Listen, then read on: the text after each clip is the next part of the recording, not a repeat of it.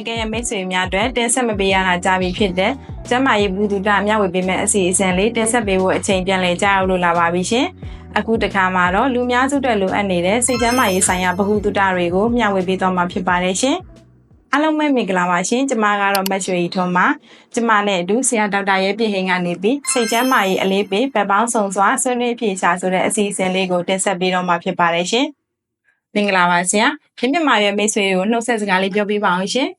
အားလုံးပဲမင်္ဂလာပါပြန်လည်ဆုံတွေ့ရတဲ့အတွက်လည်းဝမ်းသာပါတယ်ဒီလမှာတော့ဂျားထဲမှာကျမရေးစီစဉ်နေရိုက်ကူးတင်ဆက်ခြင်းမပြုခဲ့ရတာလည်းလအနေငယ်ကြာသွားတယ်ပေါ့နော်ဒါကြောင့်မလို့ခုကာလမှာတကယ်ပါလုံးမှရှိရဲ့လူတွေအတွက်ပေါ့နော်တကယ်ကိုအရေးတကြီးလိုအပ်နေတဲ့စိတ်ကျန်းမာရေးနဲ့ပတ်သက်တဲ့ကျမရေးဘူတူတာတွေကိုမျှဝေသွားမယ်လို့ဒီစိတ်ကူးထားရပေါ့နော်ဟုတ်ကဲ့ပါဆရာစိတ်ကျန်းမာရေးကောင်းတယ်ဆိုတာဘာလဲစိတ်ကျန်းမာရေးကလူတစ်ယောက်အတွက်ဘယ်လောက်ထိအရေးပါတယ်ဆိုတာလေးလည်းရှင်းပြပေးပါအောင်ဆရာဟုတ်ကဲ့ပါသမီးဒီ head block လေးမှာတော့ကျွန်တော်တို့ကအရင်တော့ကျွန်တော်တို့ရဲ့ဒီအစီအစဉ်တွေကျမရဲ့အစီအစဉ်တွေကိုစောင့်ကြည့်နေတဲ့မိတ်ဆွေတွေပေါ့နော်ကျွန်တော်တို့ရဲ့ပြည်သက်တွေကျွန်တော်တို့ရဲ့မိတ်ဆွေတွေကျွန်တော်တို့ရဲ့လူနာတွေ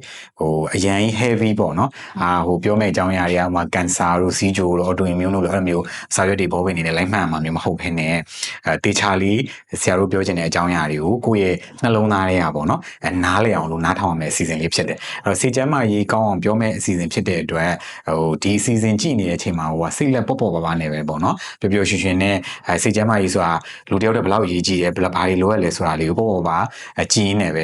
စိတ်ပျော်ရွှင်တဲ့အနေအထားတွေဖြစ်အောင်လို့ကျွန်တော်တို့ကအကြံဉာဏ်ပေးသွားမယ်မျှဝေပေးသွားမှာပဲဖြစ်တယ်ပေါ့နော်အဲ့တော့ဒီအစီအစဉ်လေးကိုကြည့်တဲ့အခါမှာလည်းဒါကြောင့်မလို့တချင်းလေးတွေကလို့ပေါ့နော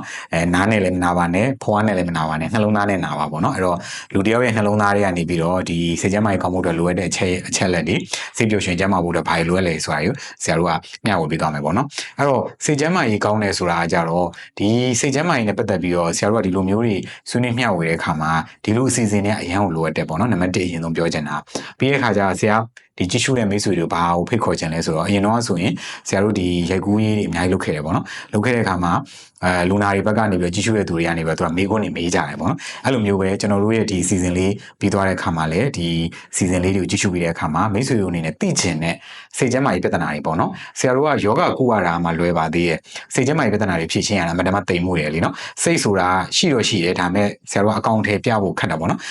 ်နေရာတစ်ခုမှာအနာဖြစ်တယ်လို့ယောဂဖြစ်တယ်လို့ဆိုမြင်ရတယ်လေစိတ်ဆိုတာရှိမှန်းတော့သိပေမဲ့မမြင်ရတဲ့အရာဖြစ်တဲ့အတွက်ပို့ပြီးတော့ဒီစိတ်ပြဿနာတွေကိုကိုင်တွယ်ဖြေရှင်းရတာပို့ပြီးတော့တိမ်မှုရယ်ပေါ့နော်ပို့ပြီးတော့ခက်ခဲတယ်ပို့ပြီးတော့လည်းလက်ဝင်နေပေါ့နော်ဆိုတော့အဲ့ခါကျတော့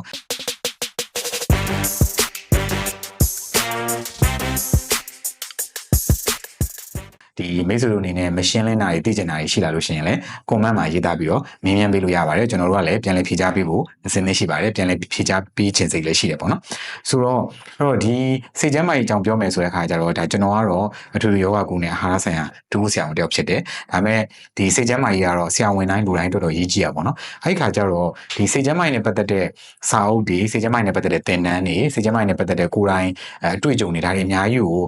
ကျွန်တော်ကစုစည်းပြီးတော့အားလုံးကိုဒီစိတ်ကျန်းမာရေးနဲ့ပတ်သက်တဲ့လက်ဆောင်လေးပေးတဲ့အနေနဲ့ဒီအစီအစဉ်တွေမှာတောက်ချောက်မျှဝေပေးသွားမှာဖြစ်တယ်ပေါ့နော်အဲ့ဒီခါကျတော့စိတ်ကျန်းမာရေးကောင်းတယ်ဆိုတာဆရာတို့ရုပ်ကျန်းမာရေးမှာလူတွေခုပြောကြတယ်ပေါ့နော်ဘာယောဂရှိလဲဆိုဘာယောဂမှတော့မရှိဘူးဒါပေမဲ့နေလို့ထိုင်လို့မကောင်းတာမျိုးရှိရပေါ့အဲ့လိုမျိုးပေါ့ယောဂရေလို့တိတိကျကျသတ်မှတ်လို့မရပါပဲလေနေမကောင်းဖြစ်နေတဲ့လူကနေလို့ထိုင်လို့မကောင်းဘူးဆိုရင်ဒါအဖြစ်ရှားတာခက်တယ်ပေါ့အဲ့သဘောလိုပဲပေါ့နော်စိတ်မှာလည်းစိတ်ကျန်းမာရေးကောင်းတယ်ဆိုတာစိတ်ယောဂမရှိုံနဲ့တော့စိတ်ကျန်းမာရေးကောင်းတယ်လို့ပြောလို့မရအောင်စိတ်ယောဂရှိရဆိုတာဆရာတို့နောက်ပိုင်းနေမှာလည်းဆက်ပြီးတင်ဆက်ပေးမှာပေါ့နော်ဘယ်လိုစိတ်ကျန်းမာရေးပြဿနာတွေဘယ်လိုမျိုးစိတ်ယောဂတွေရှိလဲပေါ့နော်ဒါတွေကဘယ်လိုကြောင့်ဖြစ်လဲဘယ်လိုဖြေရှင်းရမလဲဒါတွေကိုလည်းတစ်စင်မျှဝေပေးသွားမယ်ပေါ့အဲ့ဒီခါမှာကို့မှာအကောင့်ထဲပေါ့နော်ဥမာအပြင်စေချမ်းမကြီးဆရာဝန်တွေစေယောဂထိုးဆရာဝန်တွေနဲ့ပြတ်သားဖို့မလိုအပ်ပေမဲ့လည်းစေယောဂရေလို့တိတိကျကျမရှိပေမဲ့လည်းစေချမ်းမကြီးကောင်းတယ်လို့တန်းပြောလို့မရသေးဘူးဘလို့ခါမျိုးမှာကြာမှာစေချမ်းမကြီးကောင်းတယ်လို့ပြောလို့ရလဲဆိုလို့ရှိရင်နံပါတ်1ကတော့လူတယောက်ရဲ့ဘဝမှာပေါ့နော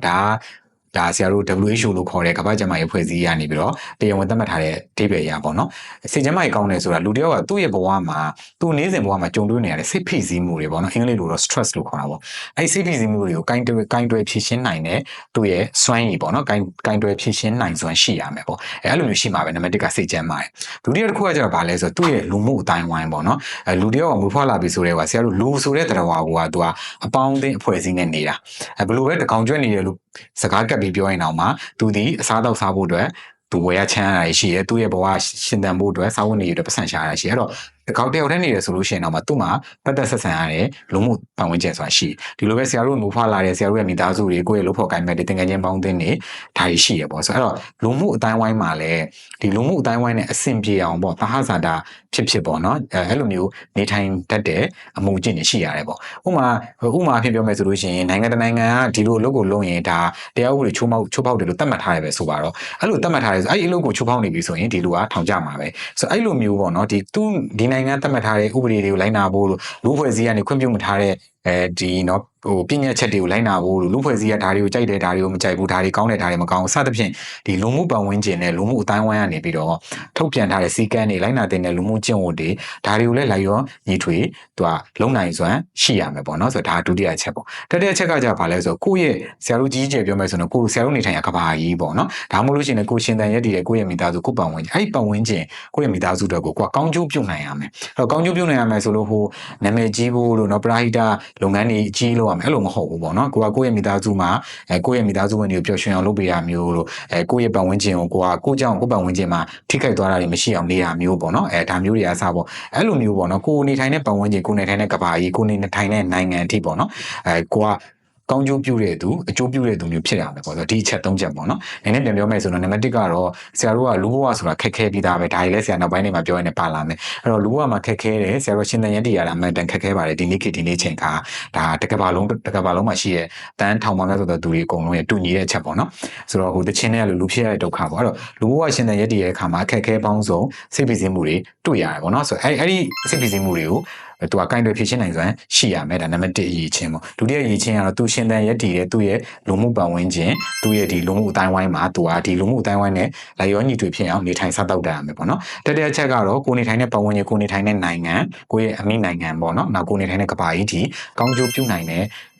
ရေးချင်းတွေကောင်းကျိုးပြုနိုင်တဲ့လုပ်ငန်းတွေလုပ်ရမယ်ပေါ့ဒီချက်၃ခုနဲ့ပြည့်စုံမှသာလျှင်ဆရာတို့ကစိတ်ကျန်းမာရေးကောင်းတယ်လို့ခေါ်တယ်ဒီချက်၃ခုမရှိဘူးစိတ်ရောဂါလည်းရှိမနေဘူးဒါပေမဲ့ဒီချက်၃ခုကိုလည်းကိုကမဆောင်နိုင်သေးဘူးဆို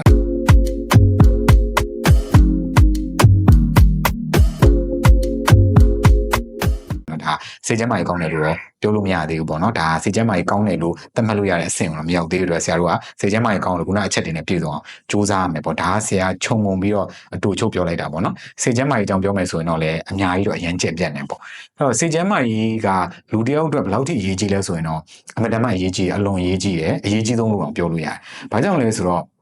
ဒီနေ့ခေတ်ခါမှာလူတွေကစိတ်ကျန်းမာရေးပြဿနာတွေအရန်ဖြစ်လာကြတယ်ပေါ့နော်အရန်ကိုဖြစ်လာကြတယ်ဆရာတို့ရှိစေကန်းလာပြတဲ့လူနာတွေဆိုလို့ရှိရင်လည်းဟိုတခြားယောဂတွေလာကုဖို့အတွက်လာကြတယ်ဆိုပေမဲ့သူတို့နဲ့စကားတိကျပြောကြည့်လိုက်တဲ့ယောဂရာစုယူလိုက်တဲ့အခါမှာသူတို့မှာစိတ်ကျန်းမာရေးပြဿနာတွေအများကြီးခံစားနေရတယ်ပေါ့နော်ဒီစိတ်ကျန်းမာရေးပြဿနာတွေကိုမဖြေရှင်းမဲနဲ့ယောဂတွေကုနေမယ်ဆိုရင်သူကထိရောက်မှုနဲ့ခရီးမရောက်ဘူးပေါ့ဥပမာအဖြစ်အလွယ်ကူဆုံးအရိုးရှင်းဆုံးဥပမာလေးတစ်ခုပဲပြောမယ်ဆိုလူနာတယောက်ကစီးကျိုယောဂဖြစ်တယ်ပဲဆိုပါတော့နော်သူ့ရဲ့စီးကျိုယောဂစီးကျိုထိန်းရအရင်ခက်နေတယ်ပေါ့ဒါမှမဟုတ်လို့ရှိရင်လည်းကင်ဆာယောဂဖြစ်နေတဲ့လူနာတယောက်ပေါ့ကင်ဆာယောဂကုသမှုခံယူနေရတယ်ပေါ့ဒီလိုလူနာတွေမှာဟိုဆရာတို့ချီလာပြလို့နော်အာဟာရနဲ့ကုသဖို့လို့ဆေးဝါးနဲ့ကုသဖို့လို့လာကြရဆိုပေမဲ့သူတို့ဒီအဲ့ဒီအချိန်မှာစိတ်တက်ကြနေရတော့စိတ်မပျော်ရွှင်တာတို့မျှော်လင့်ချက်မဲ့နေရတော့ဒါမျိုးတွေဖြစ်တတ်တယ်အဲ့လိုအချိန်ခါမှာဆရာတို့ကသူ့ရဲ့စိတ်ကိုကျန်းမာအောင်ကုညီဖြည့်ရှင်းပေးတော့မှဆရာတို့ကဒီသူ့ရဲ့ဒီစီးကျိုလိုကန်ဆာတို့သူခံစားနေတဲ့ယောဂတွေကကုသရတာထိရောက်တယ်သူလည်းမြန်နေကောင်းတယ်အဲ့ဒီအချိန်မှာဆရာတို့ကအော်ယောဂရှိနေရပဲလူနာပဲစိတ်ညစ်မှာပေါ့လို့ဒီလိုပေါ့တန်အပေါ်ရန်သဘောနဲ့တွေးလို့မရအောင်အဲ့တော့ဆိုလိုတာကဘယ်လိုယောဂတွေပဲကုသစိတ်ကျန်းမာရေးကိုအမြဲတမ်းလူနာတယောက်တော့ထည့်သွင်းစဉ်းစားရမယ်။ဒါပေမဲ့အဲ့လိုပြောရတဲ့လူနာတွေကစိတ်ကျန်းမာရေးဆရာဝန်တွေဆေးရောဂါဆရာဝန်တွေနဲ့ကုသနေရမယ်လို့ဆိုလိုတာမဟုတ်ဘူးပေါ့နော်။ဒီပြုစုကုသပေးတဲ့ဆရာတို့ရဲ့ဒီဘက် Healthcare Center ပေါ့ Healthcare Center ဆိုတာကျန်းမာရေးအတွက်ဆိုရင်မှဟိုဆရာဝန်တွေပါမယ်၊သူနာပြုတွေပါမယ်၊ကျန်းမာရေးဝန်ထမ်းတွေပါမယ်။သူတို့တွေကဒီလူနာတယောက်ချင်းစီရဲ့စိတ်ကျန်းမာရေးကိုသဘောပေါက်နားလည်ပြီးတော့